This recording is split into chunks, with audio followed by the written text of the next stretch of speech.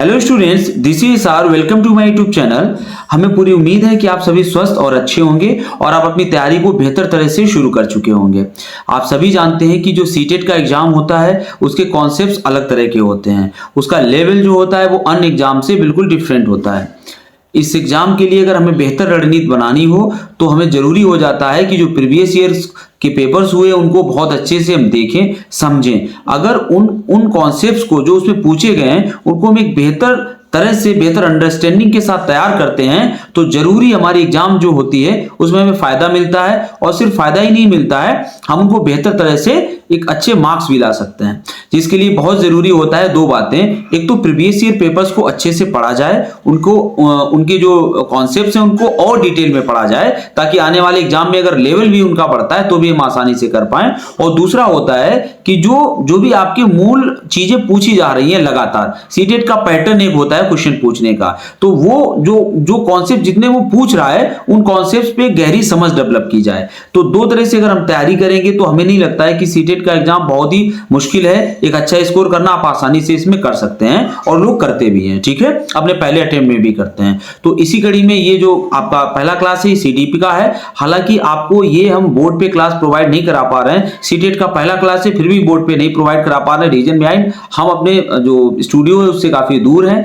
तो ये क्लास आप देखिए, तब तक हम वहां पर एक दो क्लासेस के बाद पहुंचते हैं, फिर आपको रेगुलर क्लास देंगे। लेकिन इसकी क्वालिटी में हमने कोई समझौता नहीं किया है। आप वीडियो को पूरा देखिए, आपको लगेगा कि वास्तव में इसमें हमने मेहनत की है और आपके लिए एक अच्छा कंटेंट देने की कोशिश की है। चलिए शुरू करते हैं। आज हमने child development and pedagogy section के कुछ क्वेश्चंस को विस्तृत व्याख्या के साथ समझाया है। मात्र इन 15 क्वेश्चंस में ही आप जानेंगे कि भाषा, अर्जन व अधिगम में अंतर क्या होता है, इसका विकास कैसे हुआ। साथ ही साथ आप कोहलबर्ग, पियाजे, बंडूरा, वाइगोस्की, पावलोव तथा स्किनर को भी संक्षेप में समझेंगे, इनके सिद्धांतों को जानेंगे। जेंडर की अवधारणा क्या होती है, आकलन क्या है, चिंतन तथा समावेशी शिक्षा के कॉन्सेप्ट को भी आप इसी वीडियो में समझेंगे। ये वो टॉपिक हैं जो सीटेट की परीक्षाओं में बार बार और लगातार पूछे जाते रहे हैं। तो चलिए शुरू करते हैं। पहला क्वेश्चन है, भाषा के अर्जन एवं विकास के लिए सर्वाधिक संवेदनशील अवधि कौन सी है। सबसे पहले समझते हैं कि भाषा अर्जन होता क्या है। भाषा अर्जन यानी लैंग्वेज एक्विजिशन, जब बालक भाषा को बड़ी ही सहजता के साथ अपने आसपास के वातावरण में प्राकृतिक रूप से बिना किसी विशेष प्रयास के सीखता है, तो इसे ही भाषा अर्जन कहते हैं। मतलब हम अपनी मातृभाषा को जब सीखते हैं तो हमें कोई एक्स्ट्रा एफर्ट नहीं करना पड़ता है, किसी स्पेशल इंस्टीट्यूशन में नहीं जाना होता है, उसको हम बड़े ही सहजता के साथ अपने घर और पास पड़ोस में सीख जाते हैं। इसे ही भाषा का अर्जन कहते हैं। अब बात करते हैं भाषा का अधिगम क्या होता है। जब हम किसी दूसरी भाषा को या किसी फॉरेन लैंग्वेज को एक प्रॉपर इंस्टीट्यूशन में जाकर, विद्यालय में जाकर सीखते हैं, उसके व्याकरण के नियमों, सिद्धांतों को भी जानते हैं, तो इस तरह का सीखना ही लैंग्वेज लर्निंग कहलाता है। क्वेश्चन हमारा था, भाषा अर्जन एवं विकास के लिए सर्वाधिक संवेदनशील अवधि कौन सी है। पहला ऑप्शन है जन्म पूर्व अवधि, जो कि 9 माह यानी 270 दिनों से 280 दिनों की होती है, जिसमें भाषा अर्जन संभव नहीं होता है, केवल वोकल ऑर्गन डेवलप हो जाते हैं। सेकेंड ऑप्शन है प्रारंभिक बाल्यावस्था। यदि हम बात करें मातृभाषा के विकास की तो सबसे ज़्यादा महत्वपूर्ण काल होता है बाल्यावस्था। चॉम्स्की, जो भाषा विकास के जनक बोले जाते हैं, उन्होंने भी कहा है कि भाषा अर्जन करने की बच्चों में जन्मजात क्षमता होती है। साथ ही साथ ये भी कहा उन्होंने कि जो प्रारंभिक 5 साल होते हैं बच्चे के जीवन के, वो भाषा विकास के लिए सबसे ज़्यादा महत्वपूर्ण होते हैं, प्रभावशाली वर्ष होते हैं। अगर हम बच्चे के भाषा विकास पे गौर करें तो शुरुआत में जब बच्चा पैदा होता है क्रंदन यानी रोता है, उसके बाद में वो बबलाता है 3 से 8 माह तक, दादा, मामा, पापा शब्दों को कहता है, भाव चेष्टाओं द्वारा भाषा को प्रस्तुत करता है और तब कहीं जाके वो बोल पाता है। 8 माह तक बच्चे का जो शब्द भंडार होता है वो 0 होता है। स्मिथ ने कहा है कि 10 माह में उसके पास, बच्चे के पास 1 शब्द सीख पाता है। वो 1 वर्ष में 3 शब्द सीखता है, 5 वर्ष में 2072 शब्दों का ज्ञान उसको होता है और 6 वर्ष तक 2562 शब्दों का भंडार उसके पास हो जाता है। ये स्मिथ महोदय कहते हैं। तो इस तरह से अगर हम बात करें भाषा विकास की तो प्रारंभिक बाल्यावस्था सबसे ज़्यादा संवेदनशील अवधि होती है उसके लिए। क्वेश्चन नंबर सेकेंड है, कोहलबर्ग के द्वारा निम्नलिखित में से कौन सी प्रस्तावित नैतिक विकास की एक अवस्था है। सबसे पहले जानते हैं कि कोहलबर्ग ने जो सिद्धांत दिया नैतिक विकास का सिद्धांत वह क्या है। कोहलबर्ग जो कि अमेरिका के थे, उन्होंने 1969 में 3 स्तरों में उसके 6 चरणों में नैतिक विकास का एक सिद्धांत दिया, जिसमें उन्होंने बताया कि नैतिक विकास सार्वभौमिक होता है, मतलब यूनिवर्सल होता है, हर जगह संभव होता है, तथा क्रमिक रूप से होता है, एक क्रम में होता है। मतलब क्या हुआ, प्रत्येक स्थान पर एक निश्चित क्रम में ही होगा। आगे बात करते हैं, इन्होंने जो 3 स्तर दिए उसमें पहला था पारंपरिक अवस्था, प्री कन्वेंशनल स्टेज, जो कि 4 से 10 वर्ष तक होती है, जिसमें बच्चे का जो नैतिक विकास होता है वो पूर्णतः दूसरे लोगों पर निर्भर करता है, दूसरे लोगों द्वारा निर्धारित होता है कि बच्चा क्या करे क्या ना करे, ये उसके घर वाले या आस पड़ोस के लोग डिसाइड करते हैं। इसमें भी 2 चरण बताए गए हैं। पहला चरण है आज्ञा एवं दंड की अवस्था और दूसरा है अहम केंद्रिता की अवस्था। जो दूसरा स्तर होता है वह होता है पारंपरिक अवस्था, कन्वेंशनल स्टेज। ये 10 से 13 वर्ष तक होती है। इस अवस्था में बच्चे जो होते हैं वो समाज में जो नियम कानून होते हैं, धर्म के जो नियम कानून होते हैं, राष्ट्र संबंधी जो रूल्स होते हैं और संस्कृति के अनुसार अपने आचरण को करते हैं। मतलब वो नैतिक डिसीजन इस हिसाब से लेते हैं जो समाज में विभिन्न प्रकार के नियम सिद्धांत मौजूद हैं, उनके अकॉर्डिंग वो अपने निर्णयों को लेते हैं। तीसरा स्तर होता है, उसे कहते हैं उत्तर पारंपरिक अवस्था, पोस्ट कन्वेंशनल स्टेज। ये 13 साल से ऊपर के बच्चों में पाई जाती है। इसमें जो बच्चे का निर्णय होता है, नैतिक तर्क होता है, वह पूर्णतः स्वयं द्वारा नियंत्रित होता है। बच्चा स्वयं समझता है क्या चीज़ सही है क्या गलत है, उसके अकॉर्डिंग वो डिसीजंस लेता है। इसमें भी 2 चरण बताए गए हैं, पहला सामाजिक समझौता और दूसरा सार्वभौमिक नैतिकता। यानी कि इनके सिद्धांत को अगर शॉर्ट में हम बात करें तो 3 स्तर हैं और प्रत्येक स्तर में 2 चरण हैं, जिसमें इन्होंने ये बताने की कोशिश की है कि कोई भी बच्चा जब किसी ऐसी सिचुएशन में फंसता है कि उसे नैतिकता में किसी एक चीज़ को चुनना या एक चीज़ को छोड़ना होता है, तो वो किस तरह से अपने तर्क का प्रयोग करता है, इसी सिद्धांत में इन्होंने बताया। हालांकि इस सिद्धांत को विस्तृत रूप में हम किसी अन्य वीडियो में समझेंगे। फिलहाल बात करते हैं, अब देखते हैं ऑप्शंस को। पहला ऑप्शन है प्रसुप्ति अवस्था। प्रसुप्ति अवस्था, ये जो कॉन्सेप्ट दिया गया है ये वियना के जो ऑस्ट्रिया के थे सिगमंड फ्रायड द्वारा दिया गया है। ये उनके सिद्धांत में हम इसको डिटेल में समझेंगे। सेकेंड ऑप्शन है सामाजिक अनुबंध अभिविन्यास। सामाजिक अनुबंध अभिविन्यास ही जो कोहलबर्ग द्वारा दी गई थ्योरी थी नैतिक विकास के सिद्धांत, उसमें एक ही चरण होता है, तो यही इसका सही आंसर हो जाएगा। सामाजिक अनुबंध अभिविन्यास में बच्चा अपने आप को समाज के नियमों के साथ तालमेल बिठाता है, उसके साथ अपने आप को एडजस्ट करता है, हालांकि वो अपने विवेक से कर रहा होता है। और तीसरा ऑप्शन है मूर्त संक्रियात्मक अवस्था, जो कि जीन पियाजे के संज्ञानात्मक विकास की 4 अवस्थाओं में से एक है। और चौथा है उद्योग बनाम अधीनता अवस्था, ये एरिक एरिक्सन द्वारा दी गई थ्योरी में से लिया गया है। अगला क्वेश्चन देखते हैं। कक्षा में परिचर्चा के दौरान एक शिक्षक प्रायः लड़कियों की तुलना में लड़कों पर अधिक ध्यान देता है, ये किसका उदाहरण है। मतलब ये हुआ कि आप किसी कक्षा में पढ़ा रहे हो और आप एक जेंडर विशेष को, यानी या तो लड़कों को आप ज़्यादा सपोर्ट कर रहे हो या लड़कियों को ज़्यादा सपोर्ट कर रहे हो, आप पक्षपाती हो रहे हो, तो ये किस तरह की बात हुई। सीधी सी है, पहला ऑप्शन जेंडर पक्षपात।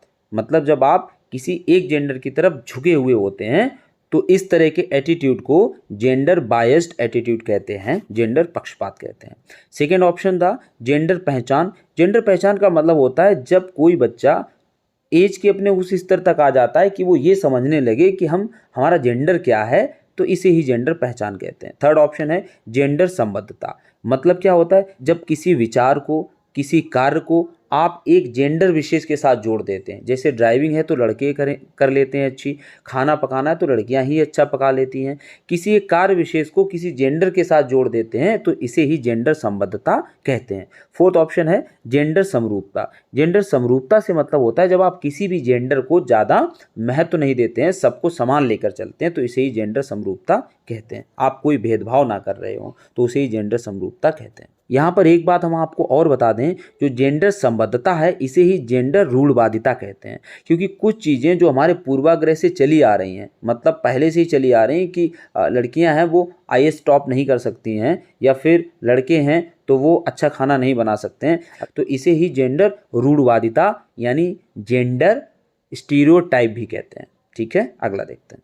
क्वेश्चन नंबर 4 है, बच्चों में जेंडर रूढ़वादिता एवं जेंडर भूमिका अनुरूपता को कम करने के लिए निम्नलिखित में से कौन सी पद्धति प्रभावशाली है। जेंडर रूढ़वादिता को अभी हमने समझा, जब हम किसी पूर्वाग्रह के कारण किसी कार्य को, किसी विचार को, किसी बात को एक जेंडर के साथ जोड़ देते हैं कि लड़की है तो खाना पकाएगी, घर पे रहेगी, लड़का है तो बाहर घूमेगा, डूड सा बना घूमेगा। तो इस तरह की जब बातें हम किसी जेंडर के साथ जोड़ के चलते हैं तो उसे ही रूढ़वादी सोच कहते हैं। जेंडर भूमिका अनुरूपता मतलब जो जेंडर विशेष के लिए निर्धारित किए गए हैं कार्य, उन कार्य विशेष को आप अनिवार्य बना देना। जैसे हम लोग समझते हैं, समाज में होता है कि एक चिता को आग लड़का ही देता है, ऐसा माना जाता है, लड़की देती है तो बड़े सवाल उठते हैं। तो इस तरह की जो समाज में अनिवार्यता होती है किसी कार्य को लेकर के, इसे ही जेंडर भूमिका अनुरूपता कहते हैं। वैसे भी अगर हम जेंडर की बात करें तो ये एक सामाजिक संरचना होती है। सीटेट में ये भी क्वेश्चन पूछा जा चुका है कि हम लोगों ने मान रखा है कि फला जेंडर ये कार्य करेगा, फला जेंडर वो कार्य करेगा। तो ये एक सामाजिक संरचना है। ये अगर हम जेंडर की बात करेंगे तो वो सेक्स मेल और फीमेल का अलग अलग होता है, जबकि ये एक सामाजिक संरचना है। ठीक है, तो बात करते हैं जेंडर रूढ़वादिता और जेंडर भूमिका अनुरूपता को कम कैसे किया जाए। ऑप्शन नंबर पहला है जेंडर पक्षपात के बारे में परिचर्चा करके। हाँ, बात तो सही है। क्लास में अगर हम इस विषय पे परिचर्चा करते हैं, किसी भी विषय के बारे में अगर आपको एक सही डिसीजन पे पहुंचना है, निष्कर्ष पे पहुंचना है, तो आप उस पर परिचर्चा करवाइए, वो सबसे बेटर रहेगा। तो पहला ऑप्शन तो सही है। सेकंड देखते हैं, जेंडर विशिष्ट भूमिकाओं को महत्व देना।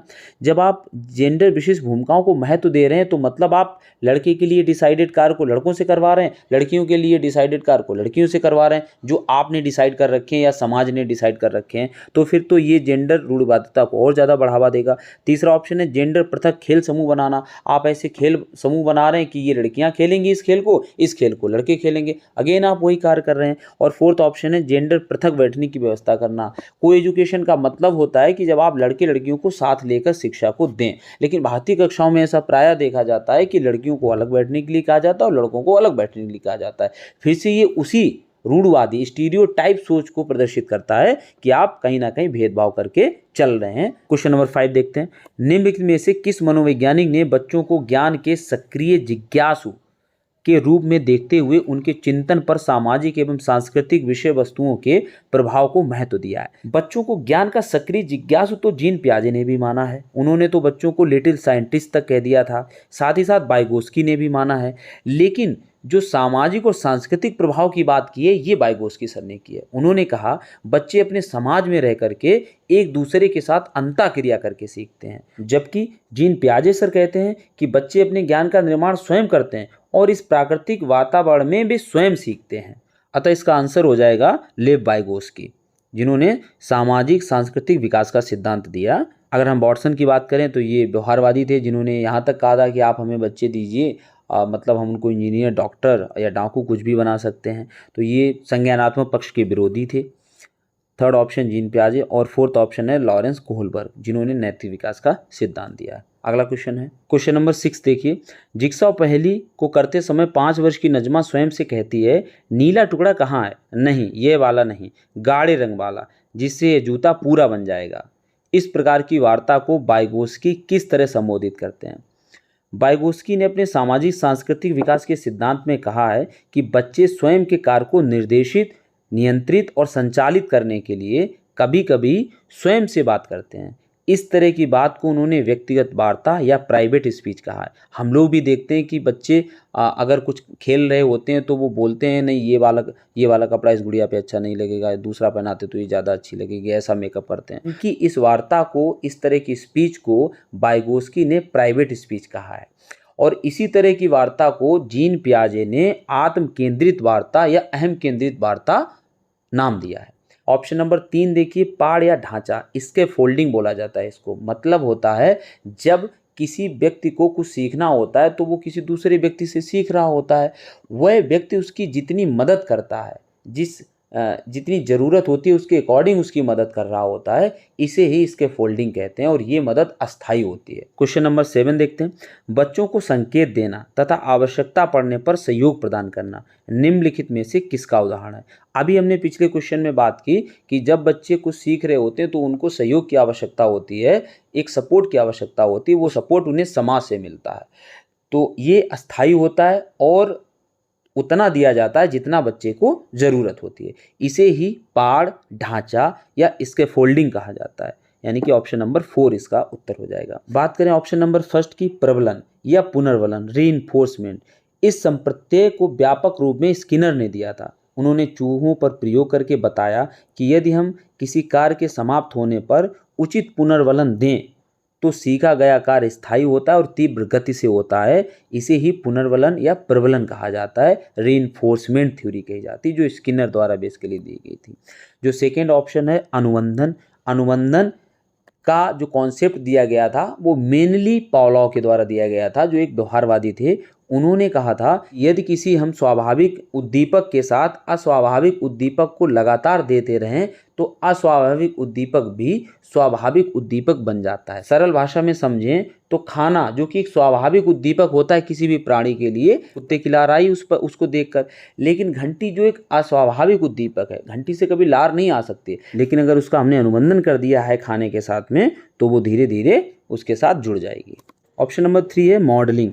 मॉडलिंग का कॉन्सेप्ट जो दिया है अल्बर्ट बंडूरा ने अपने सामाजिक अधिगम सिद्धांत में दिया है। क्वेश्चन नंबर 8 है निम्नलिखित व्यवहारों में से कौन सा जीन पियाजे के द्वारा प्रस्तावित मूर्त संक्रियात्मक अवस्था को विशेषित करता है। जीन पियाजे ने जो अपना सिद्धांत दिया संज्ञानात्मक विकास का सिद्धांत, उसमें कुल मिला के 4 अवस्थाएं उन्होंने बताई। पहली थी इंद्रिय जनित गामक अवस्था, सेंसरी मोटर स्टेज, जो जन्म से 2 वर्ष तक होती है। इस अवस्था में बच्चे का जो व्यवहार होता है उसकी मूल प्रवृत्तियों पर आधारित होता है। बच्चा प्रतिवर्ती क्रियाएं करता है, मतलब बहुत ज़्यादा सोचता समझता नहीं है और एक्टिविटी उसके अंदर जो भी सेंसेज होती हैं उनके अनुसार वो करता है। तो ये पहली अवस्था होगी। दूसरी अवस्था होती है पूर्व संक्रियात्मक अवस्था, प्री ऑपरेशनल स्टेज, जो 2 से 7 वर्ष तक होती है। इसमें बच्चे का जो चिंतन होता है वो प्री ऑपरेशनल, मतलब ऑपरेशन से पहले का, वो संक्रिया नहीं कर पाता। इसमें जो बच्चे का चिंतन होता है वो अतार्किक होता है, अव्यवस्थित होता है, असंबद्ध होता है, अस्थिर होता है। इस तरह की सोच होती है वो 2 से 7 वर्ष के बच्चे में होती है। बेसिकली बच्चा यहाँ पर अहम केंद्रित होता है, इगोसेंट्रिक होता है। थर्ड स्टेज है उनकी, उसे कहते हैं मूर्त संक्रियात्मक अवस्था, कॉन्क्रीट ऑपरेशनल स्टेज, जो कि 7 से 11 वर्ष तक की होती है।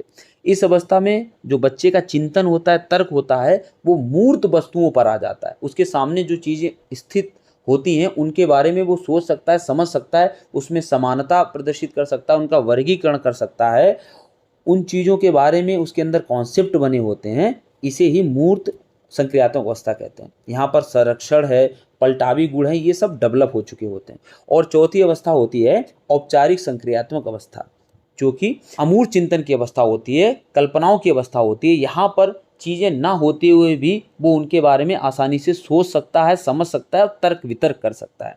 तो ये 4 अवस्थाएं जीन पियाजे सर ने अपने सिद्धांत में दी। हालांकि इनके बारे में डिटेल में चर्चा हम बाद में करेंगे। यहाँ पर क्वेश्चन ये था कि मूर्त संख्यात्मक अवस्था की कौन सी विशेषता है। पहला ऑप्शन है परिकल्पित निगमनात्मक तर्क साध्यात्मक विचार। मतलब क्या होता है, यहाँ पर बच्चा परिकल्पना और निगमनात्मक तर्क पर आधारित सोच रखता है। तो ये हमने पहले भी आपको बताया है कि 4th स्टेज होती है, इमेजिनेटिव जो थिंकिंग होती है वो 4th स्टेज का लक्षण होता है। सेकेंड है संरक्षण कक्षा समावेशन। संरक्षण का गुण जो होता है उससे मतलब होता है जब बच्चे में तरल, ठोस, भार, इन सबसे संबंधित जो समस्याएं होती हैं, कॉन्सेप्ट होते हैं, उनको वो हल कर सके, इसकी क्षमता जब विकसित हो जाती है तो उसे ही संरक्षण कहते हैं। और ये मूर्त संक्रियात्मक अवस्था का ही पार्ट होता है या उसका ही एक गुण होता है। थर्ड ऑप्शन है आस्थगित अनुकरण पदार्थ स्थायित्व। तो उससे मतलब होता है जब बच्चे के सामने कुछ चीज़ें आती हैं और चली जाती हैं, उसके बाद भी उनका कॉन्सेप्ट उसके दिमाग में बना रहे, तो इसे ही पदार्थ स्थायित्व या वस्तु स्थायित्व कहते हैं। 4th है प्रतीकात्मक खेल, विचारों की अनुक्रमणीयता। प्रतीकात्मक खेल से मतलब होता है जब व्यक्तियों वस्तुओं को प्रतीकात्मक रूप में प्रयोग कर पाए, वो मतलब मान के चल पाए। विचारों की अनुक्रमणीयता से मतलब होता है जब बच्चा रिवर्स सोच पाए, उसके विपरीत सोच पाए, तो इसे ही अनुक्रमणीयता कहते हैं। क्वेश्चन नंबर 9 है बच्चों के संज्ञानात्मक विकास के संदर्भ में निम्नलिखित में से कौन सी पियाजे की संरचना है। पियाजे ने जो संज्ञानात्मक विकास का सिद्धांत दिया उसमें 4 अवस्थाओं के साथ साथ कुछ कॉन्सेप्ट भी दिए, जिसमें पहला है स्कीमा। स्कीमा से मतलब होता है बच्चे में जो भी वातावरण के प्रति जानकारी का भंडार होता है, इंफॉर्मेशन का जो उसके पास सोर्स होता है, उसे ही स्कीमा कहते हैं। तो बच्चे के अंदर किसी चीज़ को लेके स्कीमा होता है कि मैच कैसे खेलना है, लैपटॉप को कैसे चलाना है, ये सब स्कीमाज होते हैं जो बच्चे के अंदर होते हैं। यानी कि पहला ऑप्शन ही हो जाएगा। साथ ही साथ उन्होंने और भी शब्द दिए, जैसे एसिमिलेशन, आत्मसात करना। जब बच्चा किसी नई जानकारी को अपने अंदर ग्रहण करता है, धारण करता है, तो इसे एसिमिलेशन कहते हैं। अगला एक कॉन्सेप्ट दिया था उन्होंने, समायोजन, एक्मोडेशन। मतलब क्या होता है, जब पहले का बना बनाया कोई कॉन्सेप्ट है और उसमें कोई वर्तमान जानकारी ऐसी आती है जो नई हो, यानी आप उसमें कुछ अलग पाएं, तो आपको अपने पिछले जो जानकारी आपके पास थी उसमें आपको परिवर्तन करना पड़े, तो इस तरह की जो अवधारणा होती है उसे ही उन्होंने समायोजन कहा। मतलब नई जानकारी के आने पर पुरानी जानकारी में परिवर्तन करना ही एक्मोडेशन कहलाता है। इस सिद्धांत को हम बहुत ही विस्तृत रूप में एक सेपरेट वीडियो में समझेंगे। अगला ऑप्शन है अवलोकन अधिगम। अवलोकन अधिगम यानी ऑब्जर्वेशनल लर्निंग का कॉन्सेप्ट अल्बर्ट बंडूरा ने अपने सामाजिक अधिगम सिद्धांत में दिया, जिसमें उन्होंने ओवरडॉल पे प्रयोग किया और तब जाना कि बच्चे किस तरह से उस वीडियो को देखकर उसका अनुकरण करते हैं। अगला है अनुबंधन। अभी हमने आपको अनुबंधन के बारे में बताया, और प्रबलन के बारे में भी हम आपको बता चुके हैं। आगे देखते हैं, आकलन का प्राथमिक उद्देश्य क्या होना चाहिए।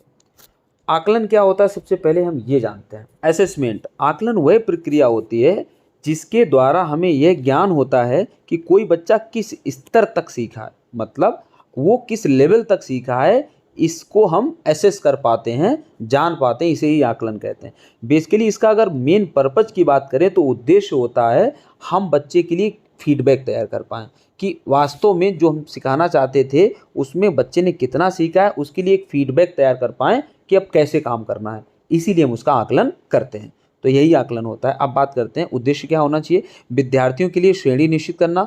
हम वहाँ पर श्रेणी नहीं बनाने बैठे हैं कि ए बी सी में हम उनको बांटने के लिए बैठे हैं, हम उनके लिए फीडबैक तैयार कर रहे हैं, गलत हो जाएगा। सेकेंड ऑप्शन है संबंधित अवधारणाओं के बारे में बच्चों की स्पष्टता तथा भ्रांतियों को समझना। बिल्कुल यही ऑप्शन सही हो जाएगा कि हम बच्चे की क्लियरिटी समझते हैं कि वो कॉन्सेप्ट को लेकर कितना क्लियर हुआ है और अभी भी उसके अंदर कुछ डाउट बचे हैं तो क्या है।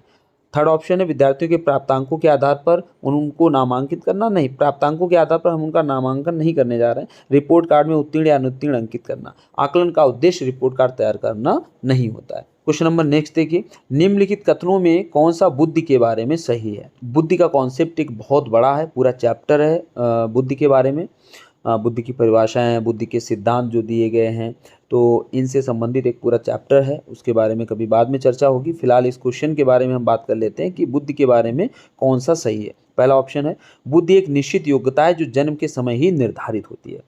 हालांकि बुद्धि एक निश्चित योग्यता है जो जन्म के समय निर्धारित हो जाती है, ये बात कुछ हद तक तो सही है, लेकिन ऐसा नहीं है कि इसमें वातावरण के द्वारा परिवर्तन नहीं किया जा सकता है। मतलब एक व्यक्ति अपनी बुद्धि में वातावरण के साथ उचित परिवर्तन कर सकता है, अगर बहुत ज़्यादा नहीं कर सकता है तो ये बात गलत हो जाएगी। सेकेंड ऑप्शन है बुद्धि को मानकीकृत परीक्षणों के प्रयोग से सटीक रूप से मापा एवं निर्धारित किया जा सकता है। आज तक कोई ऐसा प्रयोग या परीक्षण नहीं बना है जिससे हम बुद्धि को बिल्कुल सटीकता से माप पाएँ, तो ये भी गलत हो जाएगा।